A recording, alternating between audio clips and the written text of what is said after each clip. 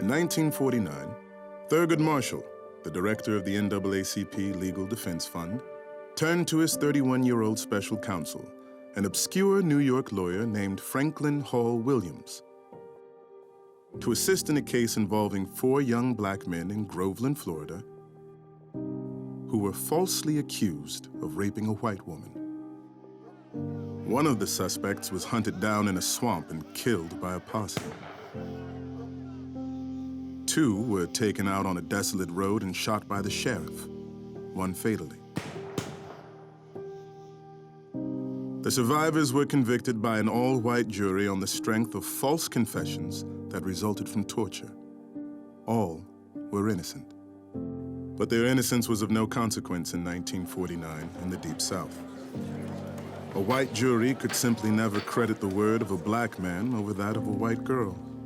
It was socially and politically unthinkable. Franklin Williams quickly found himself thrown into the middle of a cultural and legal minefield.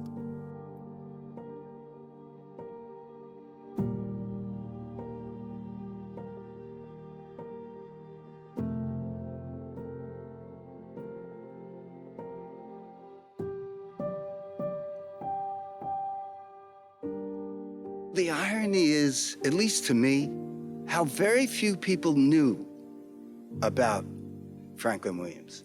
I mean, across the board, he was not a quote-unquote famous person. But when you look at his life, you realize how much of an impact this man had. Throughout his lifetime, he would play many roles: attorney, civil rights leader, organizer of the Peace Corps, diplomat, United Nations representative, and foundation president. Later in life, he chaired the first court-based commission in the United States that focused on racial and ethnic fairness in the courts, a commission that later became the Franklin H. Williams Judicial Commission.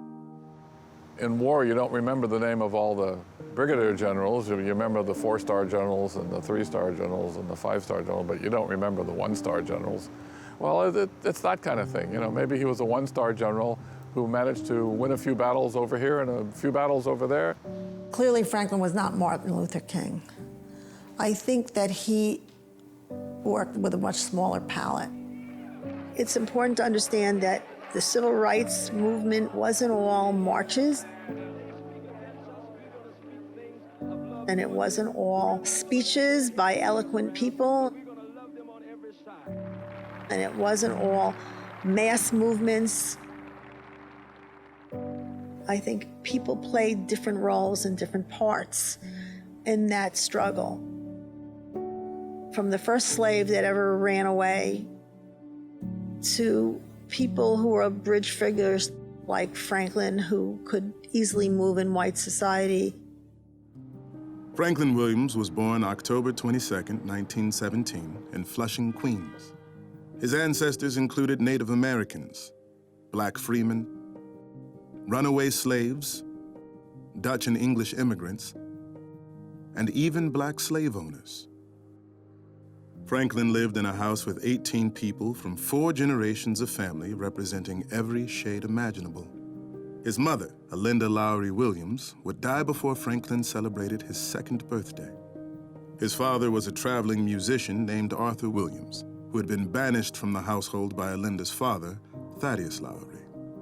Franklin and his 2 older brothers were raised by their grandfather in those early years. His grandfather, Thaddeus, used to say that Frankie sucked the air out of the room when he walked into it. I guess we'd call it charisma now. His grandfather came from a family of slave-owning blacks in Virginia. And Thad Lowry was a very arrogant man who adored his grandchildren and his children. And so there was a community of black kids who lived not far from Franklin, and he wasn't allowed to play with them. So it wasn't a matter of color. It was a matter of his grandfather saying, you have enough, you can play with your cousins. You don't have to go play with those kids. Those kids are not good enough for you. So the color didn't come until he was an adolescent, and then it hit hard. One of the incidents that I think started his desire for justice was he was in a scouting type organization through his high school, and one day they all wanted to go to the local pool, and got there, and they said, "You can't come in. You're not allowed in here," you know. And he understood, and everyone else understood why everybody else in the group was white, and they wouldn't let him in. And he went home and cried. And I think that sort of started him thinking about justice for African Americans. Carolyn Robertson was his very good friend, and he used to go ice skating with Carolyn Robertson and other kids in the park in the wintertime. And somebody got the idea one evening that they should go to the movies. And it was wonderful, and they had a good time. And when they walked out of the movie, Mr. Robertson was there waiting. And they took Franklin and threw him up against the wall. And they said, "You stick to your own kind. And if I ever see you with my daughter again, I will call the police." Now that came as a tremendous shock to him because he had grown up with this kid. They had not minded him playing with her when he was 10 and 11. But the minute he turned 13 or 14, that became what it became, and he was devastated by that. By the time Thaddeus Lowry had passed away, the Queens home Franklin grew up in was a distant memory. And with America then in the grips of the Great Depression, he worked a number of jobs to make ends meet while finishing high school. But he never lost sight of his goal to attend college. While he was busy scraping together some savings for tuition, a neighbor and close family friend, Dr. May Edward Chen, the first African-American woman to graduate from Bellevue Hospital Medical School, offered to help.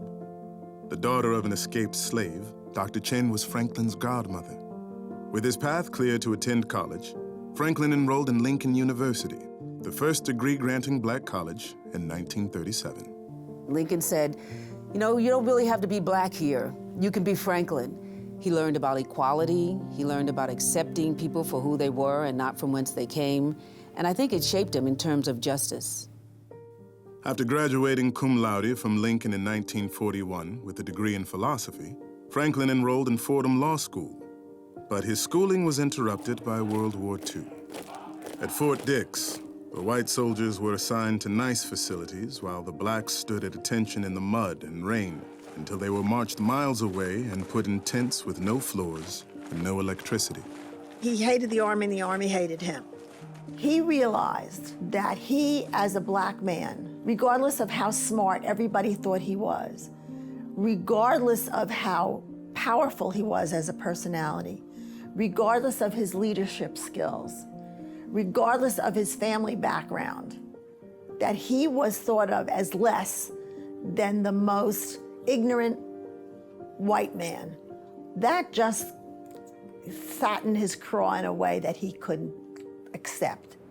Coming from a multiracial family, Franklin had some self-identification issues. He tells a story where he was taking a train trip on a segregated train, and he got to the train, and where does he go? He goes to the colored area, and conductors won't let him in because they think he's Mexican. And then he goes to the white area, and the conductors think he's trying to pass for white, and they send him away. And so he ends up back in the color section, and by this time, the area is full. There's no place to sit. The toilet is not functioning, it's backing up. And for 2 days, he had to sit on the floor using his duffel bag as his pillow in sewage coming from a malfunctioning toilet. And of course, the place was never cleaned because this was the colored car where people were treated as less than human. This caused Franklin to have a nervous breakdown. But being FranklinWilliams, it also was an opportunity for him to grow, to get to know himself, to get involved in things that mattered, to change things, especially after he met Shirley and Thurgood Marshall. Soon after his discharge, Franklin met and married the former Shirley Broyard. A native of New Orleans, Shirley would become Franklin's rock, his conscience, his intellectual equal, and then some. Franklin passed the New York State Bar exam in 1945 and quickly found himself working at the NAACP Legal Defense Fund in New York City as assistant counsel to Thurgood Marshall, who would later become the first black justice on the U.S. Supreme Court. He was at the NAACP for less than a year when he wrote this 5-page memo to Thurgood Marshall pointing out that the office was run in a sloppy manner, that things weren't organized, that people were squeezed into spaces that were too small to allow them to do their best work. And the tone of it was really arrogant. And I can imagine that Thurgood did not appreciate this whippersnapper, so to speak, pointing out all the flaws of his management style. So I don't think that endeared Franklin to Thurgood at all. One of his first NAACP matters involved a decorated and uniformed African-American World War II veteran named Isaac Woodard, Jr. After honorably serving his country, Sergeant Woodard was on his way home to reunite with his wife when he made the mistake of talking back to a white bus driver, something a black man just didn't do in the South. A police officer in Batesburg, South Carolina, punished Sergeant Woodard with a nightstick, rupturing both eyeballs and blinding him for life. The blinding of Isaac Woodard seemed to open America's eyes to racial injustice, and Isaac and Franklin went on a nationwide speaking tour, raising money and awareness. They appeared with former heavyweight champion Joe Louis at Louis-owned Stadium, drawing 20,000 people and raising $22,000. Franklin was so successful that he was enlisted to do other fundraising tours for the NAACP Legal Defense Fund with African-American celebrities such as Jackie Robinson. Jackie, and then his widow, Rachel, became lifelong friends of the Williams family. In 1949, Thurgood Marshall sent Franklin to Groveland, Florida, to defend the young men wrongly accused of rape, and Franklin became the first black lawyer ever to sit on a legal team in any Lake County courtroom. In that case, he was exposed to coerced confessions, mob violence complicit with local law enforcement, and was literally chased out of town by a lynch mob, barely escaping with his life. There were riots. They bombed a civil rights activist's home. And he saw this. He was part of this. He was brave enough to defend these young men and did this throughout the South, by the way. So this was not just someone who spoke civil rights. This is someone who put his life on the line for civil rights. One of the lawyers on the case was a young, idealistic, and totally inexperienced recent law school graduate named Jack Greenberg, who went on to have an illustrious career as a civil rights attorney and scholar. Greenberg succeeded Thurgood Marshall as Director Counsel of the NAACP Legal Defense Fund. The immediate issues facing us were the confessions that the defendants were supposed to have made. And they claimed, well, shown very easily, have been beaten and tortured to make these confessions. And so we had to somehow invalidate them so that they were not to be believed. They cannot be admitted into evidence. The trial was a travesty, and the jury would find all the defendants guilty. 2 of them were sentenced to die in the electric chair. However, Franklin convinced the Supreme Court to reverse the convictions and order a new trial. Although he had not previously been involved in the case, Thurgood Marshall decided that he, not Franklin, would handle what was shaping up as a nationally followed retrial. Franklin was transferred to California. Thurgood was a very measured man. He would not take any case to the Supreme Court that he did not determine beyond a reasonable doubt, is how he put it, that the court would decide in his favor, in favor of the case that was argued by Thurgood. Franklin was much more aggressive. He wanted to take any injustice case to the Supreme Court. And Thurgood, particularly at the time, understood that while the case may be deserving of going to the Supreme Court, if you're not going to win, you're going to have a setback because that case is going to be precedent. and he would only take cases that he was absolutely sure he could win. Franklin was, as I said, far more aggressive. He actually wanted to take over the NAACP when Thurgood was going to leave. Thurgood got wind of that and said, you know, I'm still around, and you know, you can collect your paycheck as you leave. They were both brilliant men, but they had different ideas about how things should be handled. Thurgood was a gradualist. He wanted to nick over here and nick over there, and Dad wanted to bowl ahead and take the chance, damn the torpedoes, full speed ahead. It's a matter of style, but both very bullheaded, both very strong-willed, and it's difficult to have two people like that working in the same office at the same time.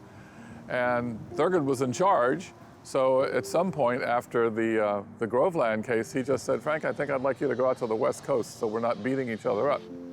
In California, Franklin prospered, and so did the NAACP under his leadership.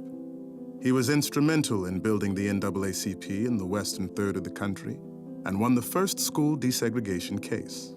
According to Jack Greenberg, who I interviewed and who I agree with, he was the most riveting speaker ever. He was eloquent and elegant in his use of language, and it was like poetry to listen to him.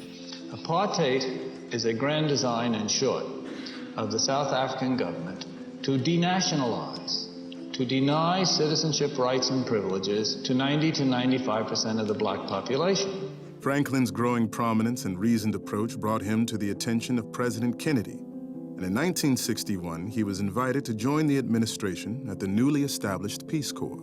No country wanted Peace Corps volunteers. Every country felt that they were CIA covers and that it was just some kind of dishonest ploy one way or the other. Franklin was able to go to Ghana and speak to the president, who was Kwame Nkrumah, who was his old buddy from Lincoln University. So the first group of Peace Corps kids went to Ghana. And then after they did so well, then other countries wanted them. So Franklin was very key in the organization of the Peace Corps in its inception. A few years later, President Johnson asked his Solicitor General, Thurgood Marshall, for his candid opinion on whether Franklin was suitable to replace Sergeant Shriver, President Kennedy's brother-in-law, as head of the Peace Corps. Can I tell you something about your discussion with a human? Why, certainly. What would you think about his taking Shriver's place at the Peace Corps? Terrific. I would put Frank there without any hesitation because he can come up with more ideas in a minute than most people I know of, and they're darn good ones. I think from there he'll drive like mad, and he'll drive everybody under him too, because he puts in a real day's work. He's terrific. I think he'd be good. Yes, sir. He never took over the Peace Corps, but President Johnson did appoint him in 1965 to ambassador to Ghana. And I think it was because of his relationship with Nkrumah that he forged in at Lincoln. Not long after he arrived, there was a coup. President Nkrumah was overthrown, and some people, including President Nkrumah, thought that Ambassador Williams was part of it, that he helped overthrow the government, that he was sent there to betray his old classmate. Ambassador Williams was devastated that anyone would think that of him. And in later years, he was vindicated, and it was determined that he was not involved in all with the coup. And while he carried around that pain, he worked so hard to improve the relationships between the United States and Ghana, so much so that Secretary of State Dean Russ honored him with the Distinguished Service Award. Upon his return from Ghana in 1968, Franklin was selected to head a new urban center at Columbia University, which resulted in major curriculum changes. Later, he became president of the Phelps-Stokes Fund, which was dedicated to improving the education of American blacks, Africans, and American Indians. When we were at Phelps-Stokes, he persuaded the foundation's board to divest itself of holdings and corporations that did business with South Africa. At that time, South Africa was ruled by a white minority. They perpetuated the racially segregated policies of apartheid. Not long after these investments were pulled by the Phelps-Stokes board, other foundations and institutions began following suit. But he grew increasingly discouraged over the slow pace of civil rights and concerned with the violent approach of the Black Power movement. Franklin had a lot of trouble with militant blacks. Franklin was not militant. Franklin felt that he was proud to be an American. Franklin felt that the system, that evils that had happened in the past were slowly working themselves out. Franklin felt that education and Western civilization and knowledge and learning were important. He also was big on form. He didn't like people shouting and clenching fists. While Franklin was at Phelps Stokes, New York Chief Judge Saul Wachtler was increasingly embarrassed and troubled by the lack of diversity in the judicial system. Chief Judge Saul Wachtler was pretty much at the beginning of his term as Chief Judge, and this was in the late 1980s. And he took the opportunity to visit the trial courts and was dismayed and quite frankly shocked at what he saw, and which was an absence of diversity among the judges, among the court personnel, and also inadequate facilities in courthouses that provided services to the poor. And he decided to do something about it. I don't think that there are many people in the history of the civil rights movement who could match his credentials, qualifications, and abilities. So I called him up. I remember calling him from my house in Albany, and cold call. And I introduced myself, and I told him at length what I was thinking about and concerned with, and asked whether he would undertake the chairmanship of it. And his first answer, and I noticed that this is quoted in the Ultimate Commission report, his answer was, you know, when you start digging into this problem, you're going to create wounds, and wounds that can't be covered over or cured with a Band-Aid. I said, I understand that. I said, that's why I want you to do it. I said, I want someone who is not going to be a company man. Franklin Williams was the obvious choice because he had the credibility, the strength to do it, and yet he was not a rock thrower. That was not Franklin Williams. He was not someone who was yelling and screaming. That was not him in the slightest. Demeanor, distinguished demeanor, called it the way he saw it, but not, what you might call, a rabble-rouser. That just wasn't his nature. With the facts in hand, the Commission's task was to produce a no-holds-barred report. Its report, highly critical of the way the New York State court system treated minorities, shocked the judiciary to the very top and resulted in permanent reforms. There is always a need to monitor. There is always a need to examine. There's always a need to understand the treatment of minorities, the placement of minorities within work positions.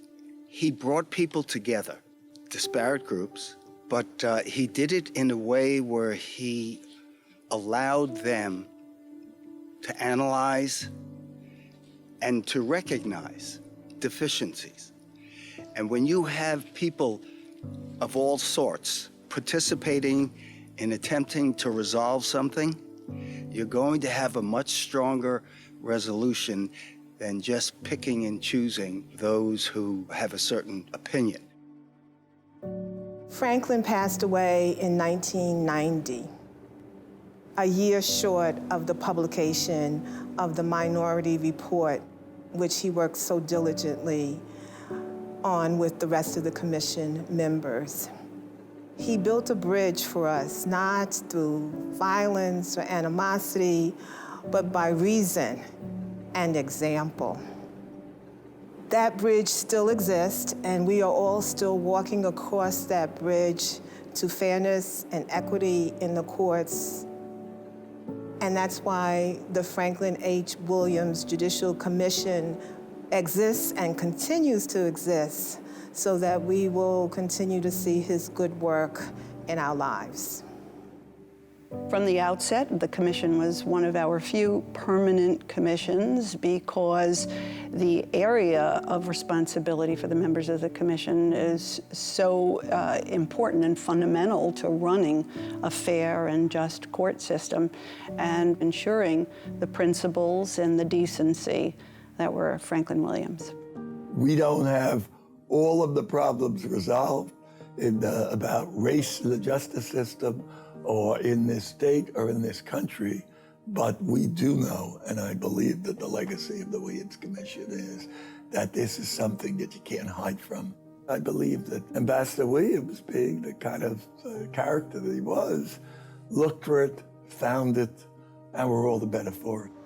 I think he would want to be remembered as someone who worked hard at the goal that he had set for himself. He knew he couldn't do everything. It just took too many people to accomplish everything. I think he wants to be remembered as someone who shot for the stars and maybe only made it to the moon, but that's a significant accomplishment and it's in the right direction.